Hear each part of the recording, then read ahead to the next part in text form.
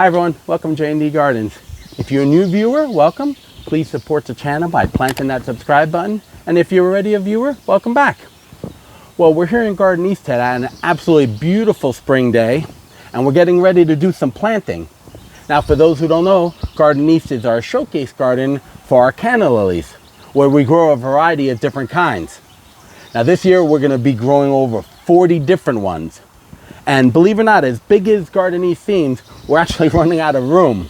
So we're gonna have to do a redesign to Garden East to make room for them. We're gonna be changing some of the size of the planter beds here. We're gonna be adding new ones along the fence line. We're even gonna grow some canna lilies in pots against the fence line over there. Now, in order to do this, we're gonna have to change our walkways a little bit. Now, for those who don't know and haven't seen the videos, our walkways, these stone walkways, are made using the Quikrete WalkMaker. And we're gonna show you how we reuse the path that we've made already without pouring new concrete. So that'll be pretty informative. Now, in order to get an idea of what we're actually looking to do here, we had some friends of ours do some computer animation to help us visualize. So take a look at this video.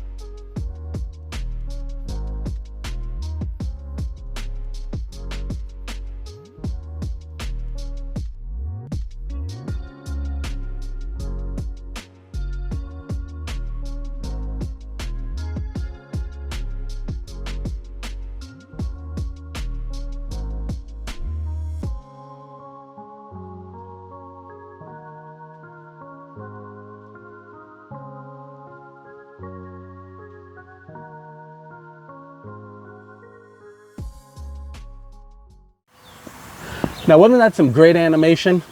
It really helped us visualize what Garden East is going to look like at the end of the day. Now, we want to give a special thanks and a shout out to our friends at Design It Yourself for doing that video for us.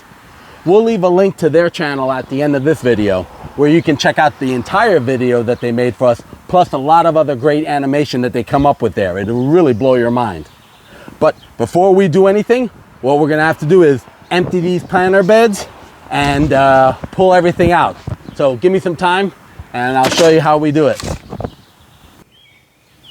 right, so as you can see, we've gotten rid of the original planter beds that were here.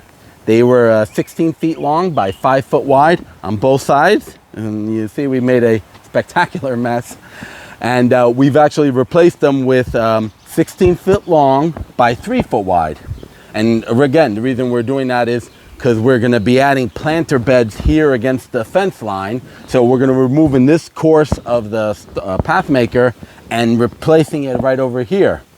And that'll still give us a 4 foot aisle, so it'll be equal on both sides. The planter bed will be just as deep on the ends as those are. Now, we didn't do anything different. We used pressure treated wood. Actually, the only thing different is that we went with the 10-inch high as opposed to the 6-inch high that you can see over there.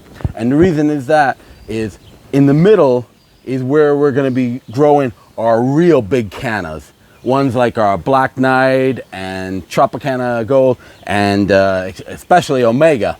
And those get so big. I think our Omega got about 13 feet tall last year. So we wanted to give them as much of a root structure as possible to get all the way down, and it'll just give them that much more support. So when the wind comes howling late summer, early fall, they'll just have that much more support. So let's get started. Let's take a look over here. So the first thing when you change your planter bed, you're gonna have irregularities in the ground. Now, the thing with the pathmaker template, like I said, that it's a self-leveling system. So let me just kind of put that in place. Let me get the right. Hold on a second. It's I'll get it right eventually. There you go. It's a self-leveling system. So when it'll always lay flat on the top. So when you're pouring your concrete, the concrete is gonna form to any irregularities in the ground and keep it flat on the surface. So when moving stones can cause a little bit of a problem. So what I try to do is I just try to put the template there, and I'll try to just kind of form it in to what the ground is. So there might be some high spots, so I'm just gonna line it up the way it's gonna be. There's gonna be a little gap here at the end, but that's okay. It's kind of like the same way in the end there. Okay, and I'm trying to get it as flat as possible. Once I get it nice and flat and it looks even, I'll just kind of scrape it down. There we go. Now, okay, I'm gonna put this to the side. So, what I'm gonna wanna do is move this course right here over here. Now, there's still some low spots, and that's where you just kind of have to get a little creative and just kind of work in any little low spots. You want it to be, getting big stones, to be as smooth as possible.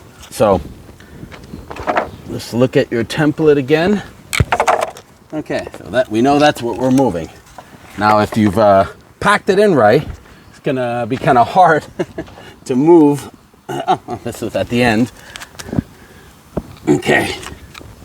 Now, there's a couple of ways of doing it, so I'm gonna show you different ways. Now, if you're something simple like what we're doing, you can actually just move the stones one by one. Just clean off any of the there we go. Kind of rebuild it. Pay attention to what you're doing.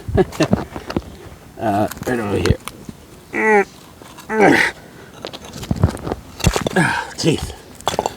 See, when the cement was setting, it kind of formed into the next one. Okay.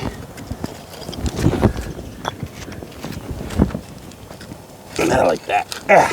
Sometimes you have to pry it out. Now, don't worry if you're not you're remembering exactly the angles, because that's where the template comes into play. So, and you just keep moving it around, getting it where you need it. Okay, the caps look pretty good. Now, you want to look for any high spots. So if you see that it's too high and it's not working right, couple of things, get yourself a little hoe, and you want to clean up some of the dirt. Fix any high spots. It's a little bit of work, but let me tell you, it's cheaper and it's a lot faster than pouring new concrete, and you don't want any of this to go to waste. There we go. A great mallet, good heavy mallet will help you a lot. And you just kind of, so where you won't crack the stones unless you really start beating on it. But that's why you use a rubber mallet. Do not use a regular hammer on it.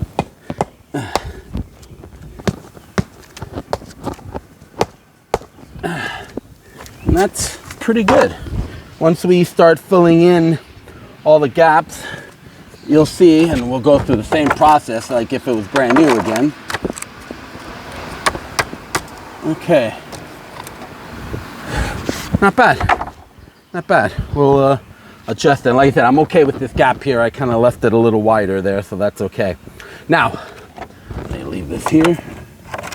If you're moving your stones from a great distance, so great distance, not just 2 feet, maybe 20 feet, do not, and it's of course it's much quicker just to pick them all up and throw them in the wheelbarrow. But you don't you don't want to do it. You don't have to put together a jigsaw puzzle. We actually did that back, I don't know if you remember our other video where we talked about it, and because we've had those stones in different parts of our properties for years. We've been using this template, and we kind of moved them all over and moved them in a couple of spots on the property, and putting it together again was just a nightmare.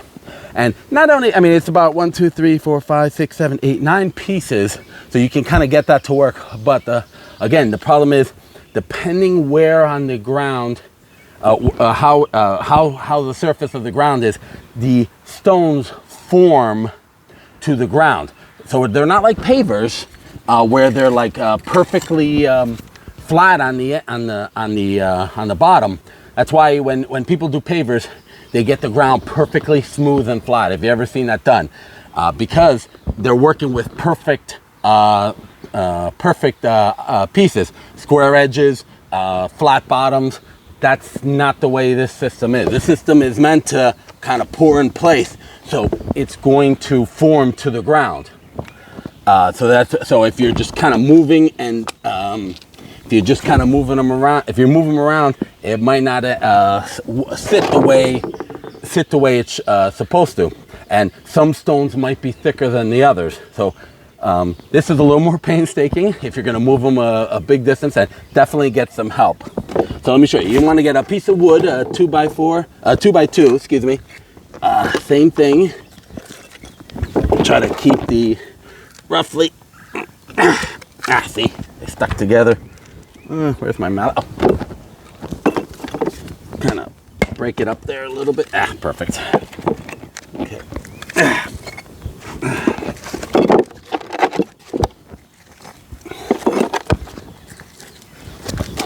People are going to say I'm crazy for this next part, but this is just telling you to do it this way because it'll make life a lot easier. Just experience will tell you. So you have it the way it's supposed to be formed. You don't have to worry about using the template. That you'll do it when you put it back in place. And remember, these are about 80 pounds, and you'll want to move it in sections like this. I'm not going to do it right now. Yeah, you want to move it in sections like this. Yes, it's extremely heavy, absolutely. That's why it's a two-person job.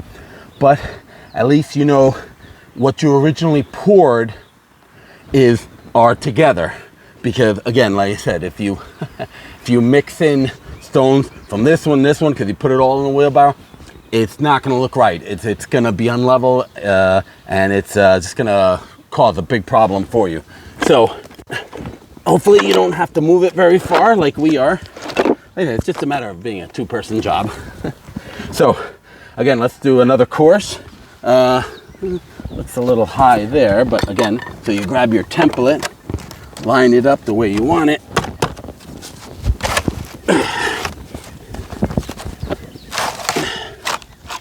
This is why I left a little more space on the end. If you were wondering, see, I got a low spot right there in the middle. So just gonna grab some of my dirt. Okay, and again,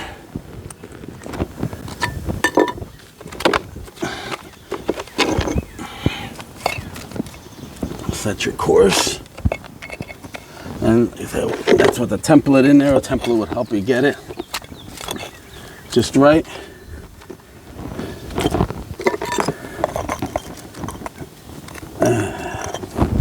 I wasn't the greatest at jigsaw puzzles. Oh, this way. All right, it'll come to me. And that's what we have the template for. I messed that one up, I think. Yeah, okay. I think after all these years, I should be able to do this from memory, but oh, again. So, and you can grab your mallet. As I said, don't whack on it too hard. You don't want to break your template. That would be terrible, as you still have a lot of work to do.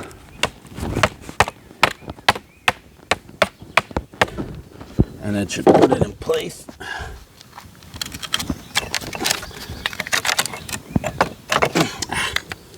Don't whack it down too hard. You don't want to get it caught in there. Okay. And I think that's looking pretty good. Again, it's a little painstaking, but it actually goes, like I said, definitely goes a lot quicker than pouring concrete. Just have to, there you go.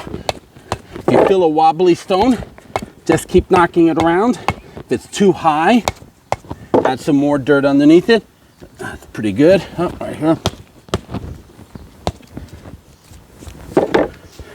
Yep. just kind of tweak it. If you see some gaps are too big, just adjust it. That's what you have the space for. If you end up with an area, this is a bleed off. I hope you can see this in the camera. When the stone was being formed, it bled off some concrete. So sometimes what I do, I just kind of knock it off. I shouldn't be using my hoe. I have my stone hammer. I just don't want to run over the crush and get it right now. But just want to, and yes, I know I should be wearing glasses. I'm not. I'm just kind of giving you real quick. I don't have to take too much off of it. But there you go. Pull some of the dirt. It's away. Okay. There we go. And again. Okay. Again, not too hard. And there you go. That's looking pretty good. So what I'm gonna do is I'm gonna continue down this course. This side will be totally clear. And what we'll do is we'll bring the new planter bed in here, and we'll show you what it looks like. We'll fill in the gaps, and we'll show you how clean. You won't even know that this isn't the way it originally was. So let me finish this up, and I'll bring the planter bed over.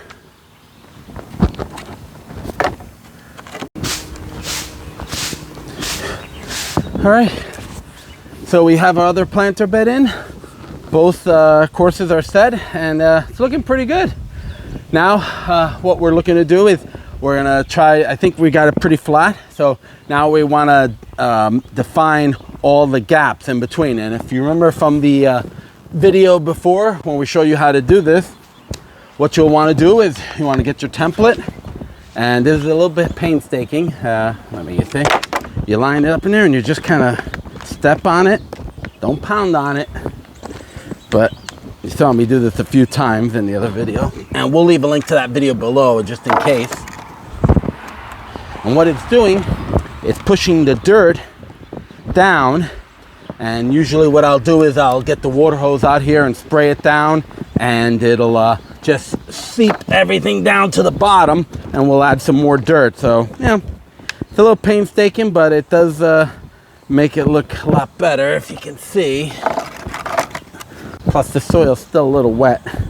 The other day it rained, so we're still dealing with that. If it was drier, it'd be a little easier. But you get the idea. So what that does, and I'm gonna start defining all the stone. And then you can come in, sweep it, and then it's actually starting to look like raised stone, which is the whole purpose of it. And like I said, when you're doing it, just keep adding more dirt and pushing it down some more. It's looking great. And add, like I said, if you want to come after you're done at the end of the day, if you bring a water hose down, hose it down, try to get all the dirt off the top of the surface. The water will help push bring the soil down, compact all those air gaps that are in there. And then the next day you can come and do it again, or next weekend or whatever have you, whenever you have the time. It's gonna be with you for a long time. So, you know, take your time, but you see how that works out, and I think it's looking pretty great.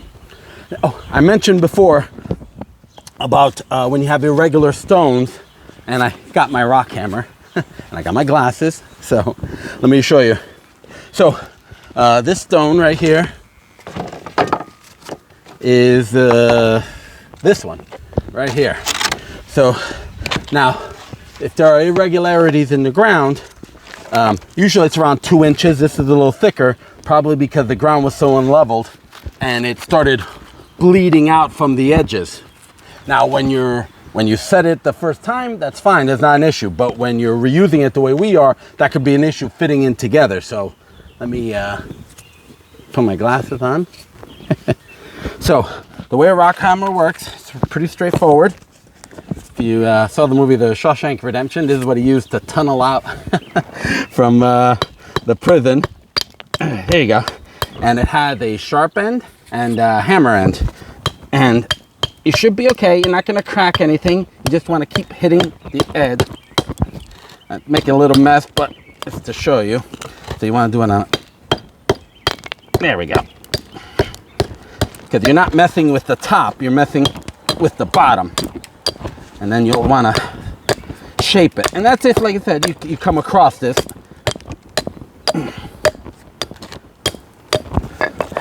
So you're getting a lot flatter, believe it or not. So when it, which one is it? Yeah, when it's getting close to the other ones, it'll be smoother and it'll connect a lot better.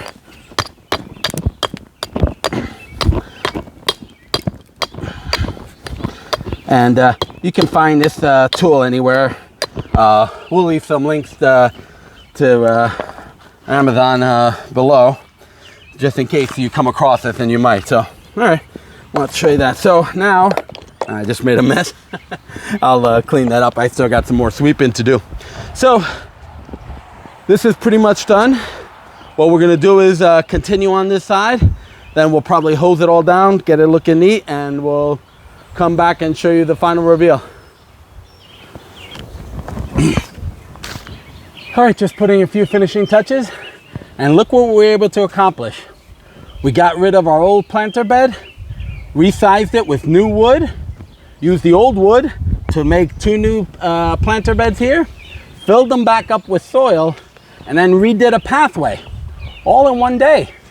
That's not bad. Now, if we were using traditional pavers, we probably wouldn't have been able to get this much done. There's a lot of prep work that's needed for the ground to add traditional pavers. You'd have to rent a machine, add the crushed stones, tamp it down, add the stone dust, and then obviously lay the pavers. And that's a lot of work. But that's the beauty about the Quikrete WalkMaker, is that by, even if we were pouring this new concrete, we would still be able to get this all in one day. But if you have, if you've used this system in the past, and you have some stones at another side of your property, or just want to redo the area that you did, as you can see, it's really easy to reuse. Just have to get the ground a little smooth, not too bad, and put it together like a jigsaw puzzle, like I showed you. And it's, I think it came out just as good as when I had it before. So I think this is a total win. So don't, like I said, if you've used this system before and you're looking to redo your area, don't feel that you have to pour new concrete. Try reusing it first. And it's a little bit of work, but like I said, it's still quicker than pouring new concrete, and even cheaper. I know I've been getting a lot of messages from people telling me the cost of concrete is up. So it's, you know, it's becoming a little more expensive, and absolutely, cost of everything is up actually, but still it's cheaper to do use the WalkMaker system than doing traditional pavers, because obviously if you do traditional pavers, unless you know what you're doing, you got to hire a professional, you got to rent the machinery, you got to get the stone dust, the gravel, plus the pavers, which pavers haven't gotten any cheaper either. So definitely, if you're looking to redo your garden, whether it be new or with existing stuff, by all means, give it a try. It's gonna work out well for you. So I hope you guys enjoyed this video. I hope you learned something. Again, if you have, if you used this in the past, continue using it. It's a great DIY project, can save you a ton of money, and I think it looks beautiful, whether you do the country style or one of the other styles that Quikrete makes. And we'll leave the links for the templates below. And I forgot to mention before, and I mentioned it in my other video, when doing this, that's a word of advice: don't do it on the hottest day of the year. It hit over 90 today, and it was just dripping with sweat. I can't wait to get inside and take a shower. I feel disgusting. And also, since you're gonna be on the ground, on your knees a lot, working the pavers, if you don't have them, and think about investing in a pair of knee pads. You'll move a lot quicker. I know some people have those foam pads that you can kneel on the ground, but with good knee pads, you're gonna be able to move a lot quicker. And God forbid, you know, you're scraping your your knees or your legs up against the stones. It's really gonna hurt. So, from all of us at J&D, till next time, remember, yes, we can.